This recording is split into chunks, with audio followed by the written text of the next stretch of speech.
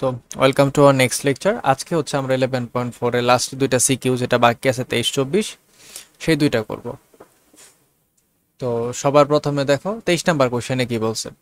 বলছে A B C D একটি চতুর্ভুজে চারটি শীর্ষবিন্দু, তার মানে এ বি সি ডি চারটা পয়েন্ট দেওয়া আছে। তো এই চারটা পয়েন্ট যেহেতু দেওয়া আছে, তো প্রথম কাজ হচ্ছে আমরা গ্রাফ পেপারে যাব। আগে এটা সলভ করার জন্য আমরা গ্রাফ পেপারে পয়েন্টগুলো বসাই নিব। সো এখানে স্টার্ট করতেছি আমি। মোস্টলি আমার কোয়েশ্চেন ছিল 22, কোয়েশ্চেন ছিল এটা 22। এ হচ্ছে -4 13,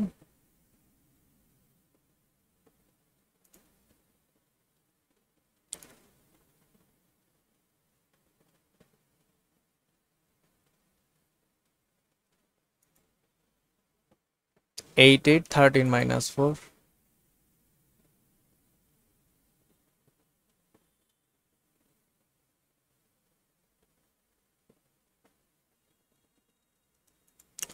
আর ডি হচ্ছে 1 তো এইখানে আমরা বেসিক্যালি মানে স্কেলিং করে বড় করে নিলাম না, অলরেডি পয়েন্টগুলা 13 আছে, তো আমার গ্রাফ পেপারে বসাইতে ইজি হবে। তো -4 13 এটা কোথায় হবে? এক্স নেগেটিভ ওয়াই পজিটিভ, তাহলে এই দিক বরাবর আগে আসবো, তারপর উপরে উঠবো। সো -4 13, -4 1 2 3 4, তারপর হচ্ছে 10 11 12 13, এটা হচ্ছে -4 13 একটা পয়েন্ট। 8 8 1 1, এইখানে হবে 1 1, এদিকে হচ্ছে 8, এদিকে হচ্ছে 8, আর লাস্টের একটা কি আছে 8 8 13 -4। সো 13 এ -4 নিচের দিকে হবে 13 1 2 3 4।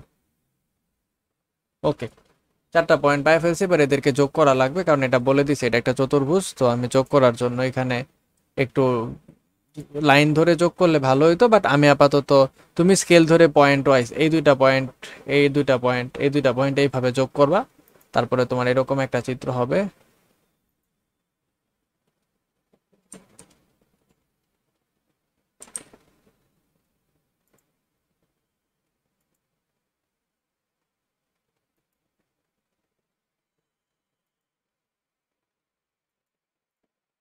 ওকে ফাইন, এবার আমরা লিখে দেই।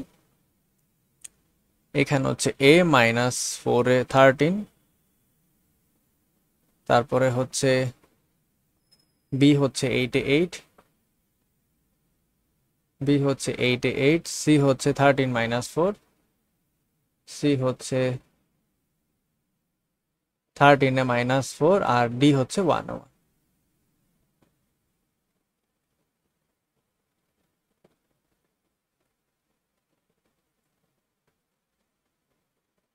আচ্ছা, বাঁকাতে একটা চতুর্ভুজ হয়েছে দেখে বোঝা যাচ্ছে। এবার কোশ্চেনে কি চাইছে দেখো, ফার্স্টে বলছে বিডি রেখা এক্স অক্ষের সাথে যে কোণ উৎপন্ন করে, তার মানে বিডি রেখা এক্স অক্ষের সাথে কত কোণ উৎপন্ন করে এবং সেটা কি ইউনিটে লাগবে, ডিগ্রিতে লাগবে, তা নির্ণয় করো। তাহলে বিডি রেখা সমীকরণ ফার্স্টে জানতে হবে। তো আমরা এ বি সি ডি চারটা পয়েন্ট যেহেতু জানি, তো আমি লিখে রাখতেছি এখানের জন্য এ -4 13, বি হইতেছে 8 8, সি হইতেছে 13 -4, আর ডি হইতেছে 1 1।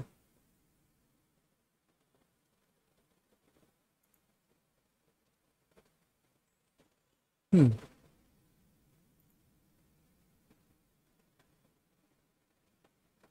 বিডি রেখা লাগবে। তো দেখো বিডি রেখা বের করার জন্য বি বিন্দু ডি বিন্দু জানি, তাহলে আমরা ক নাম্বারটার জন্য স্টার্ট করে দিই। সো দেওয়া আছে বি ইকুয়ালস টু 8 8, ডি হচ্ছে 1 1,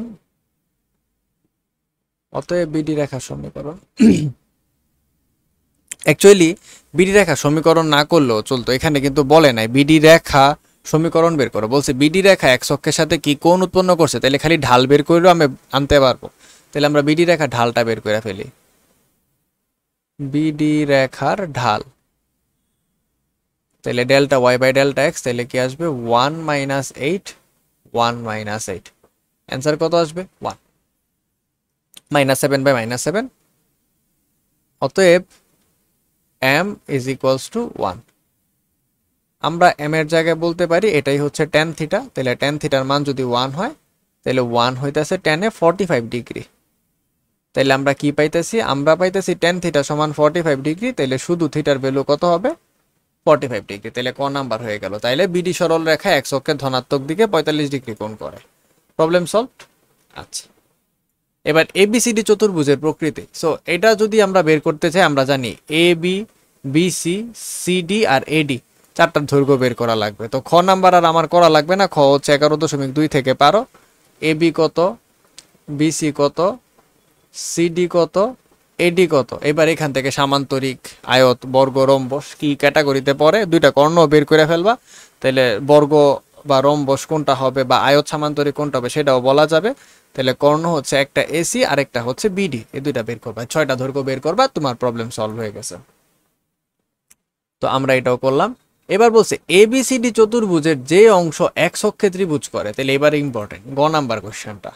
তো দেখো এবিসিডি চতুর্ভুজের যে অংশ এক্স অক্ষের সাথে ত্রিভুজ গঠন করে। তো আমার এক্স অক্ষটা কই আছে? এক্স অক্ষ হচ্ছে এই লাইনটা, ঠিক না?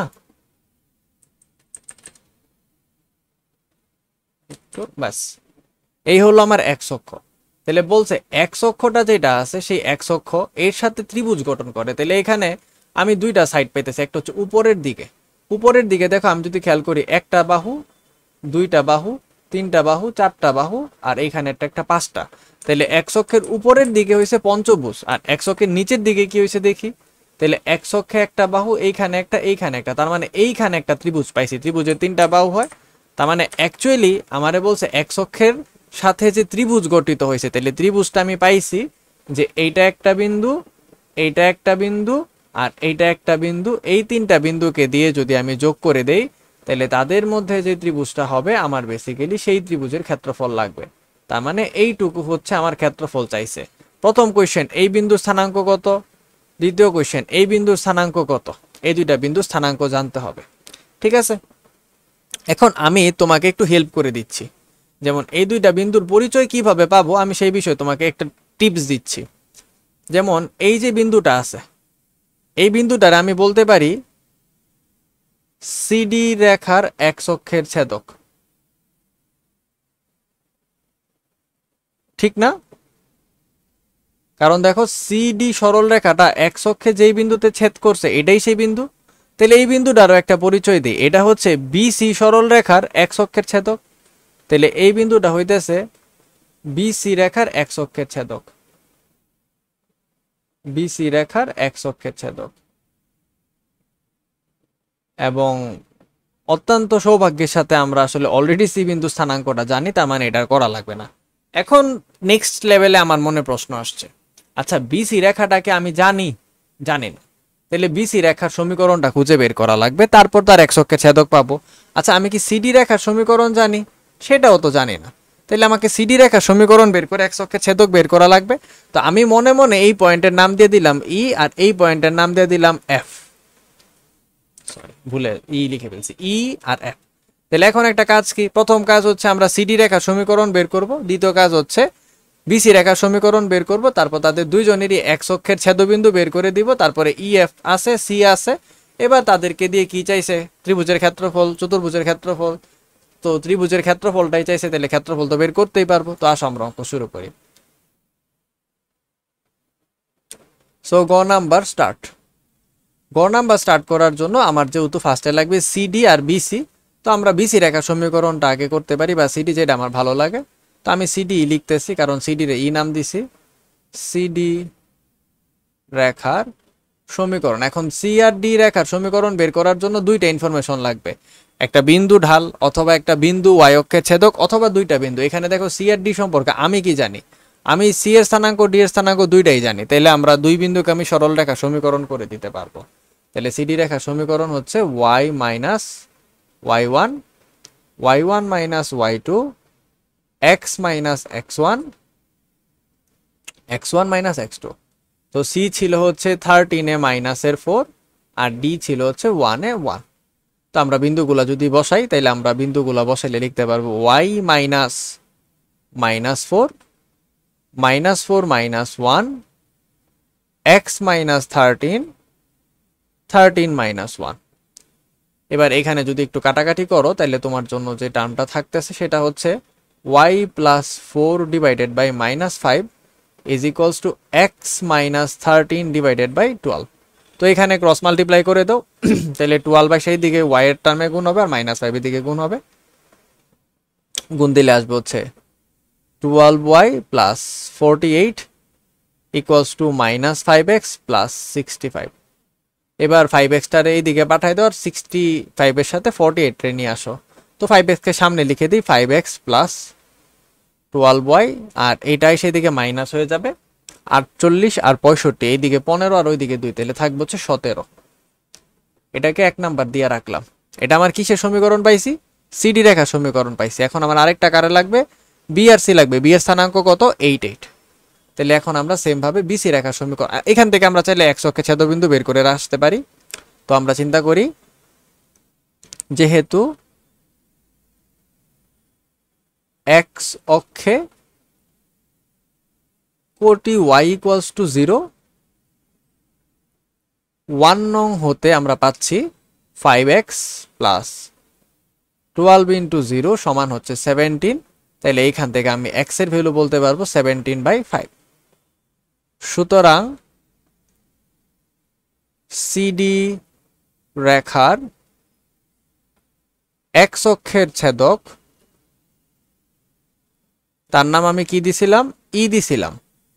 তাহলে এখানে এক্স আর ওয়াই কোঅর্ডিনেট ওয়াইজ লিখে দাও। এক্স এর ভ্যালু হচ্ছে 17/5 আর ওয়াই এর ভ্যালু হচ্ছে 0। একটা প্রবলেম সলভ। এবার আমরা কি বের করব? বিসি রেখার সমীকরণ। সো বিসি রেখার সমীকরণ, তো এখানেও সেম y মাইনাস, আমি বিটা একটু লিখে দিই, বি হচ্ছে 8 যদি আমি ভুল না হয়ে থাকি, অফকোর্স। হ্যাঁ, সি হচ্ছে 13 মাইনাস 4 আর বি হচ্ছে 8, কারণ বিন্দু ভুল হলে হিসাব পুরাটাই নষ্ট হয়ে যাবে। বি হচ্ছে 8 আর সি হচ্ছে 13 মাইনাস 4। তাহলে y1 তাইলে হচ্ছে 8, আর নিচে আসবে হচ্ছে 8 minus minus 4, x minus 8 divided by 8 minus 13। তো এইখান থেকে আমরা পাইতেছি হচ্ছে y মাইনাসের 8 ডিভাইডেড বাই 12, x মাইনাসের 8 ডিভাইডেড বাই মাইনাসের 5। তাহলে এইখানে যদি এটার সাথে এটারে গুণ দেই তাহলে আসবে মাইনাসের 5y প্লাসের 40 সমান হচ্ছে 12টা x, 8 হচ্ছে 96 এরকম। এবার একটা কাজ করতে পারি, এই 5yটার আমরা মনে মনে চিন্তা করতে পারি 12x এর দিকে নিছি আর 96 এর ওই দিকে পাঠাই দিছি। তাহলে আসবে হচ্ছে 40 plus 96 is equals two 12x plus 5y। তো আমরা এটাকে সাইডটাকে চেঞ্জ করে 12x প্লাস 5yটার আগে লিখে দেই, আর এদের দুজনকে যোগ করলে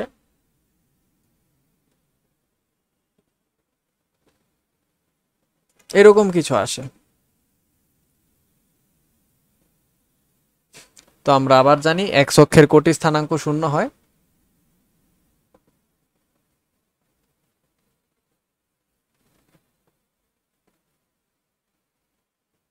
অতএব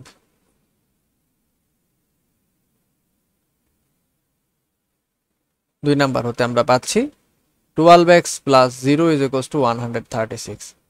তাহলে এখান থেকে x এর ভ্যালু কি পাবো? 136/12। এটাতে সময় নিয়ে মাথা নষ্ট করতে পারবো না।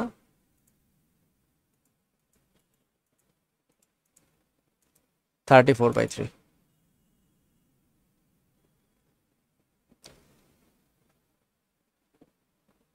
অতএব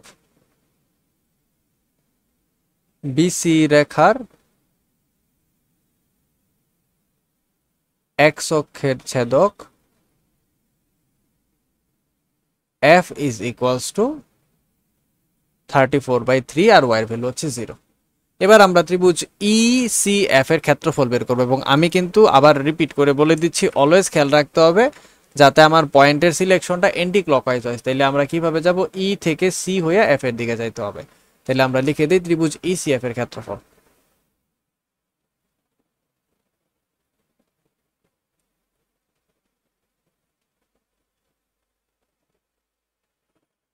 এখন তুমি ই থেকে শুরু না করে চাইলে সি থেকে করতে পারতো, তখন বলতো সি এফ ই এর ক্ষেত্রফল।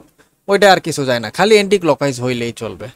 তো ক্ষেত্রফলের ফর্মুলার জন্য হাফ লিখে দিচ্ছি। ই এর যে কোঅর্ডিনেট সেটা ছিল মোস্ট প্রবাবলি 17/50, তাহলে উপরে আসবে হচ্ছে 17/5, নিচে হচ্ছে 0। তারপরে সি এর কোঅর্ডিনেট হচ্ছে 13 - 4, এফ এর কোঅর্ডিনেট হচ্ছে 34/3 0। আবার ফার্স্টেরটারে আরেকবার লিখতে হবে 17/5 0।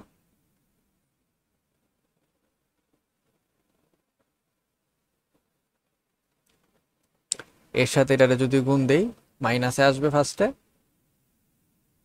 417, 4×2 = 40 আর 4×7 = 28, 68/5। তারপরে হচ্ছে 0 0 -0, এটা মাইনাস, তাহলে মাইনাস মাইনাস হয়ে যাবে প্লাস। 4 34, তাহলে 34কে যদি 4 দিয়ে গুণ দেই 4 4 16 6, হাতে আছে 1, 3 4 12 আর 1 13, 136/3। আর এই দুইটারও যদি দিই তাইলে আবার 0ই আসবে। তো এই দুইটার একটু ক্যালকুলেটারে করে ফেলি। শিট,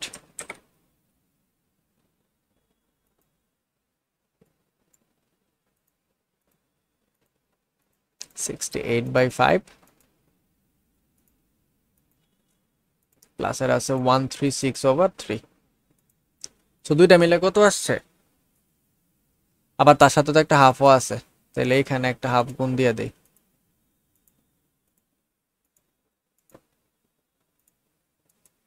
সো এরকম কিছু আসছে 238/15 স্কোয়ার ইউনিটের মতো। এখন আমি এজুম করতেছি কোথাও আমি বিন্দু তুলতে ভুল করি নাই বা লিখতে ভুল করি নাই, তাইলে এটা আসবে। তখন অ্যান্সার এরকম কিছু আসবে যে সেটা হচ্ছে 238/15। সাপোজ আমার যদি কোথাও যোগ বিয়োগ গুণ ভাগে বা লাইন লিখায় ভুল হয়ে থাকে, তাহলে তোমাদের হয়তো অ্যান্সারটা একটু ডিফারেন্ট হইতে পারে, কারণ যেহেতু বই অ্যান্সার না, এই মুহূর্তে আমি আসলে অ্যান্সারটা ভেরিফাই করতে পারতেছি না। বাট আমি ধরে নিচ্ছি যে আমার কোথাও যোগ বিয়োগে ভুল হয় নাই, বা তোমার চোখে যদি কোথাও যোগ বিয়োগে ভুল পড়ে তাহলে ডেফিনেটলি আমাকে জানায়ও। বিশেষ করে আমার এই সংখ্যাটা দেখা এটাও পর্যন্ত ঠিকঠাকই লাগতেছে, তারপরে এই গুণটা জানি কেন একটু ডাউট ডাউট হইতেছিল। 17 আর 4 গুণ দিয়ে একবার দেখেই ফেলি, ঠিক না? 17 গুণ 4,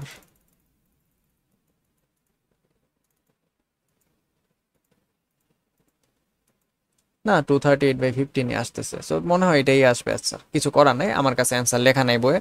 সো তুমি একটু মিলাই নিও, ঠিক আছে? তোমার গাইডেও অ্যান্সার আছে, সেখান থেকে দেখে নিও। সো এটা হয়ে গেল। এবার পরেরটা 24 নাম্বার অঙ্কের প্রসিডিওর আশা করি তোমাকে বুঝাইতে পারছি। যে প্রথমে চিত্রটা আঁকবো, আঁকার পর আমাকে যেহেতু ত্রিভুজ বলছে তাহলে নিচের টুকরাটা হবে সি এর বিন্দু, তো সি হবে। আর ই আর এফ যে কোঅর্ডিনেট, সেখান থেকে ই এর ভ্যালুটা বের করা লাগবে হচ্ছে সিডি রেখার এক্স অক্ষের ছেদবিন্দু, এফ হলে এটা। এখন যদি এই সেম কোয়েশ্চেনে বলতো ওয়াই অক্ষের সাথে গঠিত ত্রিভুজ, তাইলে আসলে আমি বুঝতাম হচ্ছে ওয়াই অক্ষের সাথে ত্রিভুজ হচ্ছে এইটুকু জায়গা জুড়ে, ঠিক আছে? তখন এই বিন্দুটা আর এই বিন্দুটা বের করা লাগতো। সো এখন যদি আমাকে বলতো যে ওয়াই অক্ষের সাথে গঠিত ত্রিভুজের বিষয়টা, তাহলে আমার আসলে যে কাজটা করা লাগতো, এই যে এ বি সরল রেখাটা, আমি সবার প্রথম এ বি সরল রেখার সমীকরণ বের করে তার ওয়াই অক্ষের ছেদবিন্দু বের করতাম। তার মানে আমি এক্স এর জায়গায় 0 বসায় দেখতাম ওয়াই এর মানটা কত আসে, তাহলে এই বিন্দুটা পাই ফেলছি।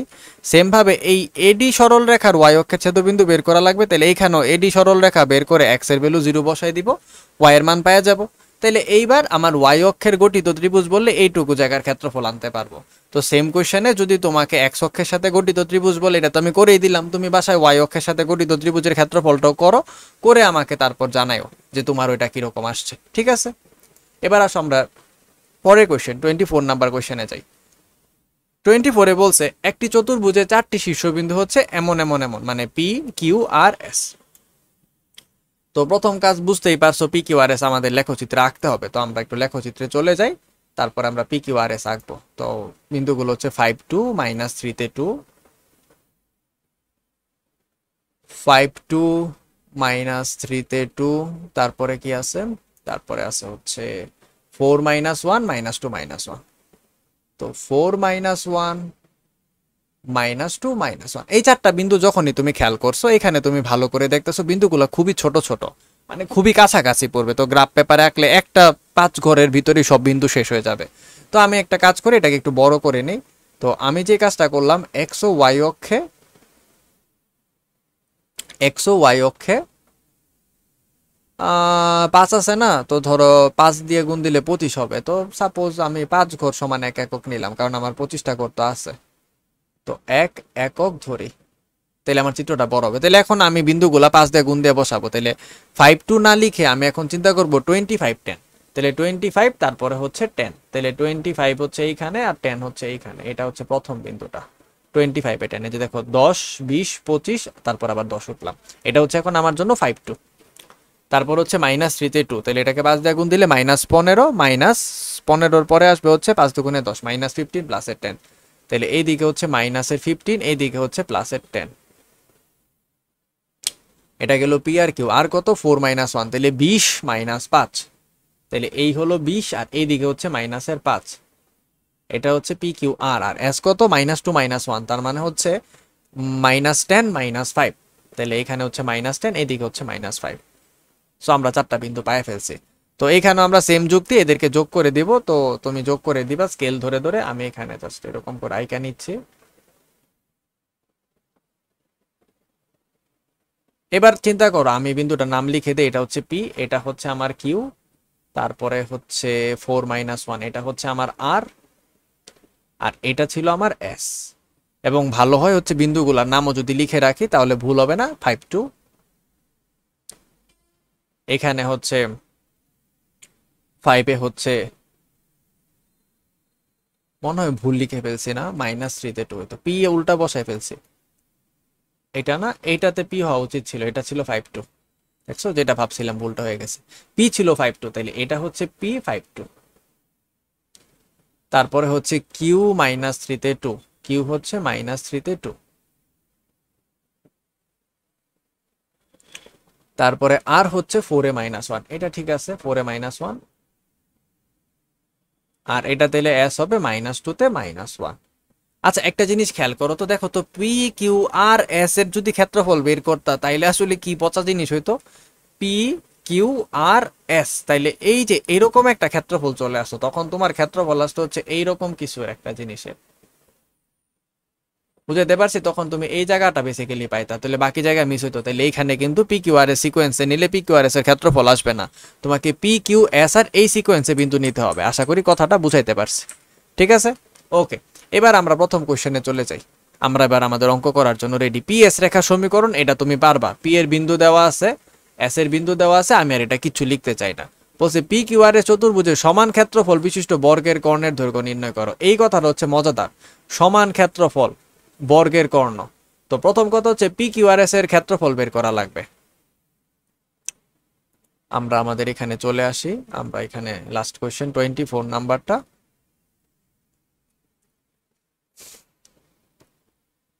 এখানে খ নাম্বার করতেছি আমি basically. P Q R S এর ক্ষেত্রফল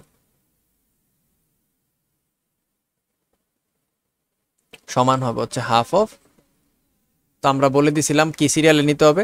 যদি ফার্স্টে পি নাও, তারপরে কিউ নিবা, তারপরে এস নিবা, তারপরে আর নিবা। 5 2 -3 2 -2 -1, 5 2 মাইনাসের 3 তে 2, মাইনাসের 2 তে মাইনাসের 1, তারপরে হচ্ছে 4 এ -1, যদি আমার ভুল না হয়ে থাকে। হ্যাঁ, 4 এ -1, এবং লাস্টে আরেকবার 5 2 লিখতে হবে। এবার এটাকে সলভ করো, করে তুমি বলো কত বর্গ একক পাও। এবার আমিও একটু করি, দেখি আমার কত আসে। হাফ তো হাফ, 5 দুগুণে হচ্ছে 10, মাইনাস মাইনাসে +3, মাইনাস মাইনাস +2, 4 দুগুণে 8। এবার নিচের থেকে করলে বিয়োগ, কিন্তু বিয়োগ হইলো এটা আবার নিজে বিয়োগ, বিয়োগ আর বিয়োগ মিলে যোগ, আবার আরেকটাও যোগ, আরেকটাও যোগ, তারপর আরেকটাও যোগ। বাহ, এই এটা লিখতে ভুল হয়ে গেছে। 2 দুগুণে 4, 4 একে 4, 5 একে 5, 10 13 15, 15 15 25, 25 30, 30 30 আর 8 হচ্ছে 38, 38 আর 4 হচ্ছে 42, 42 কে 2 দিয়ে ভাগ দিলাম, 21 বর্গ একক হইল। এবার বলছে না এর সমান ক্ষেত্রফলের একটি বর্গের ক্ষেত্রফল, তাহলে আমরা বলতে পারি প্রশ্ন মতে বর্গর ক্ষেত্রফল হচ্ছে, বর্গর ক্ষেত্রফল হবে হচ্ছে 21 বর্গ একক। এখন আমি জানি বর্গের ক্ষেত্রফল কি হয়, এ স্কয়ার। তো আমরা ধরে নেই যে ধরি বর্গের বাহুর দৈর্ঘ্য সমান এ একক। অতএব এ স্কয়ার ছিল 21 একক, তাহলে শুধু এ কত হবে √21 একক। এখন আমার বর্গের কর্ণের দৈর্ঘ্য চাইছে, সুতরাং বর্গের কর্ণের দৈর্ঘ্য সমান √2a সমান √2 ইন্টু √21 সমান হচ্ছে √42। এখন তুমি যদি চাও 42 রে আর কি ভাঙানো যাবে, 6 7 42 আর কিছু দেওয়া যায় না, তাহলে এত এককই থাকবে, এমনই থাকা যাবে। ঠিক আছে। আর তারপরে বলছে পি কিউ আর এস এর যে অংশ দ্বিতীয় চতুর্ভাগে অবস্থিত। এবার দেখো কোশ্চেনটা ডিফারেন্ট ভাবে, এখন কিন্তু বলে না এক্স অক্ষের সাথে ত্রিভুজ, বলছে দ্বিতীয় চতুর্ভাগে যতটুকু আছে তার ক্ষেত্রফল। তো আমরা দ্বিতীয় চতুর্ভাগটা চিনছি, এই যে এটা হচ্ছে প্রথম, এটা দ্বিতীয়, এটা তৃতীয়, এটা চতুর্থ, তাহলে দ্বিতীয় চতুর্ভাগে যতটুকু রিজিয়ন পাইছি তার ক্ষেত্রফল চাইছে। তাহলে বেসিক্যালি এই বিন্দুটা, এই বিন্দুটা, এই বিন্দুটা, এই চারটা বিন্দু নিলে আমরা এইখানে যে জায়গাটা পাবো সেটাই হবে তার হচ্ছে দ্বিতীয় চতুর্ভাগের ক্ষেত্রফল। আচ্ছা, এই বিন্দুটা আর এই বিন্দুটা তোমার অঙ্ক করাই লাগবে না, এটা তো মূল বিন্দু 0 0 জানো।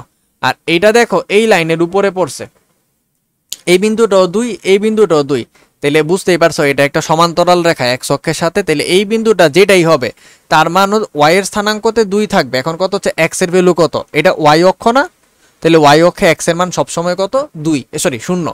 তাহলে এইখানে আমরা এই যে বিন্দুটা, এই যে বিন্দুটা এটার স্থানাঙ্ক বলে ফেলছি 0 তে 2, আর এই যে বিন্দুটা এটার স্থানাঙ্ক বলছি 0 0।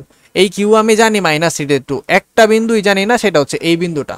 তো আমরা মনে করো এটার নাম দিলাম এ, এটার নাম কিউ, এটার নাম ধরো বি, আর এটার নাম দিলাম ও। তাইলে আমার এখন এ ও বি কিউ অথবা এ কিউ বি ও যেটা বলতে চাও। এখন ঝামেলা হইতাছে বি বিন্দু স্থানাঙ্ক বের করা।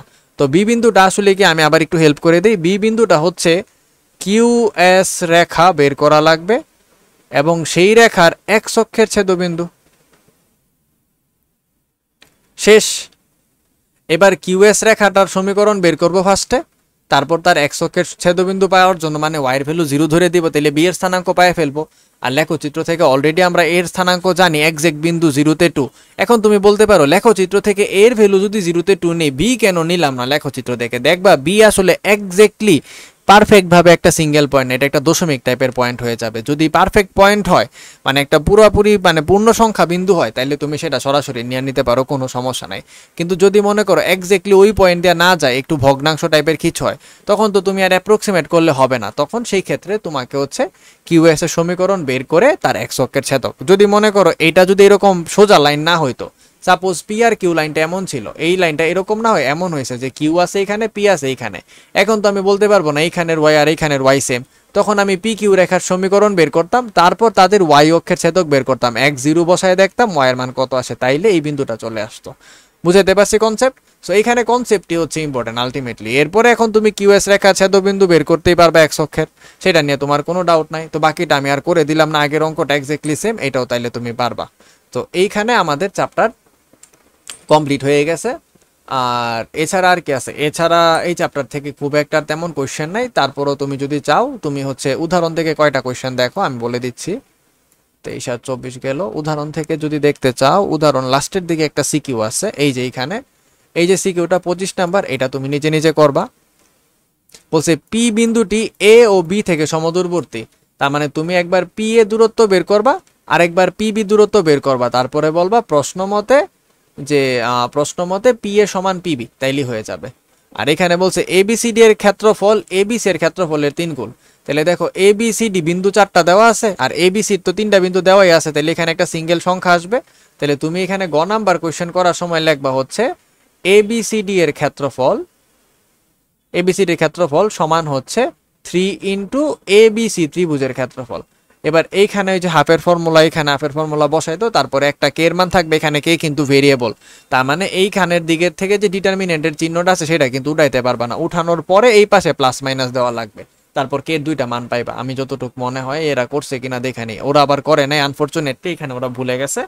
এই যে এই বিন্দুটা যখন তুলছো, এখানে কে এর বিন্দু, এখানে ঘড়ি কাটার বিপরীত দিকে নিচে বলে দিছে। হ্যাঁ এই যে দেখো ওরা একটা চালাকি করছে, ওরা বলে দিছে কোশ্চেনে এ বি সি ডি বিন্দুগুলা কেমনে আছে ঘড়ির কাঁটার বিপরীত দিকে। তো যেহেতু বলে দিছে ঘড়ির কাঁটার বিপরীত দিকে, তাহলে এই যে চিহ্নটা ছিল এই চিহ্নটা যদি উঠাই আমার আর নেগেটিভ দেওয়ার কোনো প্রয়োজন নাই। এখানে কে আছে ঠিকই, কিন্তু বলে দিছে ঘড়ির কাঁটার বিপরীতে নিছে, তার মানে অ্যান্সারটা পজিটিভ। তাই দেখো ওরা পজিটিভ দিয়ে অঙ্ক করছে, কিছু নেগেটিভ ধরা লাগে নাই। কিন্তু এই সেম কোশ্চেনের মধ্যে যদি খালি ঘড়ির কাঁটার বিপরীতে এই একটা শব্দ বাদ দিয়ে দিত, তাইলে হচ্ছে আমাদের এই লাইনে এই লাইনে এই লাইনে সবখানে এই চিহ্নটা ক্যারি করে আসতাম, তারপরে হচ্ছে এইখানেও চিহ্নটা থাকতো, তারপরে যখন এই লাইনে এসে এটা হয়েছে, তারপরে এখানে প্লাস মাইনাসের 123 লিখতাম, তারপরে লাইনে আসতো 23 প্লাস 5 কে সমান প্লাস মাইনাসের 123। বুঝতে পারছি? তো ঘড়ি কাটার বিপরীত দিকে বলে দিছে, তাই আর আমি নেগেটিভ নেই নাই এখানে। এবার 24 নাম্বার উদাহরণটারে দেখো, বলছে এ বি এই দুইটা বিন্দু সংযোগ রেখা এক্স ও Y K P R Q বিন্দুতে ছেদ করে। তাহলে এ বি রেখার সমীকরণ বের করব।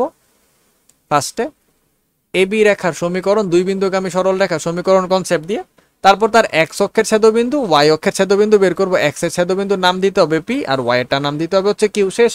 এবার এরপরে পি আর কিউ দুইটা বিন্দু পাইছি, পি একটা বিন্দু পাইছি, কিউ একটা বিন্দু পাইছি। বলছে পি কিউ রেখার সমীকরণ বের করো। আবার দুইটা বিন্দু জানি, তাহলে ওই যে ওয়াই মাইনাস ওয়াই ওয়ান সূত্রটা আছে সেটা দিয়ে করে দিব। Y one minus y two নিচে যেটা থাকে এই সূত্রটা করে পি কিউ রেখার সমীকরণ বের করতে পারবো। এরপরে আরো একটা কোশ্চেন করছে, বলছে পি কিউ এর দৈর্ঘ্য নির্ণয় করো। তার মানে পি আর কিউ দূরত্ব বের করা লাগবে। তো দুইটা বিন্দু জানলে তো দৈর্ঘ্যের সূত্র আমরা সব থেকে আগেই শিখছি, ওই যে এটা x1 minus x2 whole square y1 minus y2 whole square. তাহলে এইরকম করে দিলে পি কিউ পাওয়া যাবা। তো এতটুকুই ছিল। এই কোশ্চেনটা দিয়ে দেখো 23 নাম্বার উদাহরণে কি বলছে, এই রেখা থেকে ঢাল আর ছেদক বের করো। তাহলে এই রেখাটাকে সবার আগে আমি লিখবো y is equals two 2x minus 3, কারণ মাইনাস 2x ওই দিকে যাওয়ার কারণে প্লাসের 2x হয়ে গেছে, আর প্লাসের 3 ওই দিকে যায় মাইনাসের 3 হয়ে গেছে। তো আমরা জানি সমীকরণের প্যাটার্ন কি ছিল আমাদের জন্য, y equals to mx plus c। তাহলে x এর সাথে যাই আছে পজিটিভ নেগেটিভ সেই সবটা ঢাল। তাহলে এখানে শুধু ঢালের ভ্যালু কত আমার প্লাসের 2, তো প্লাস লেখা লাগে না, আমি শুধু 2 লিখছি। কিন্তু y অক্ষের ছেদক কত পাইছি, y অক্ষের ছেদকের ভ্যালুটা হচ্ছে আমার কাছে c, c এর ভ্যালু হচ্ছে মাইনাসের 3। তো দেখো ওরা অঙ্ক করছে, ওরা কোথাও না কোথাও পাইছে। দেখো এই যে দেখো ঢাল আর ছেদক লিখে দিছে। এরপর ওরা চিত্র আঁকছে, বলছে কার্তেশীয় তলে রেখাটি এঁকে দেখাও, তাই ওরা লেখচিত্র আঁকা দেখাইছে। এই জিনিসগুলা তোমাদের আমি অলরেডি বুঝাইছি যে y equals to mx plus c সরল রেখা দেখতে এমন হবে। এই যে দেখো x ইকুয়ালস টু a আঁকলে এমন হবে, তারপরে এদিকে কোথাও দেখো y ইকুয়ালস টু b রেখা আঁকলে এমন হবে। এই জিনিসগুলো একটু দেখাইছে, সো তুমি আশা করি বুঝছো, এটা পারো। আর কি আছে, আর এই যে c এর মান positive negative, y equals to mx plus এখানে c টা পজিটিভ হইলে আমি বলতে পারবো y অক্ষের উপরের দিকে কাট করছে, মানে এইটুক দূরত্ব পজিটিভ হবে। আর যদি c নেগেটিভ হয় তাহলে এই যে এতটুক দূরত্ব c হইলো না, তখন c টা নেগেটিভ হবে। তার মানে এখন এইটা y equals to mx plus c লিখছি, কিন্তু এখানে c টা হচ্ছে নেগেটিভ। এটা y equals to mx plus c লিখছি, কিন্তু এই জায়গার জন্য যে এক্সপ্রেশনে c টা আসবে সমীকরণ বানাইলে সেই c টা পজিটিভ আসবে। তো এটাই এখানে বোঝানোর চেষ্টা করছে যে এইরকম যদি x অক্ষর উপরে ছেদ করে তাইলে এই c টা হচ্ছে পজিটিভ। দেখো c গ্রেটার দেন 0 লেখছে। আর দেখো এই যে x অক্ষরটা যেটা তার নিচের দিকে এসে যদি সরল রেখাটা ছেদ করে, তাহলে দেখো এখানে c লেস দেন 0 লিখে দিছে। বুঝতে পারছি? তো এইখানেও দেখো এই যে y equals to b x equals to a, এটা কা দেখাইছে।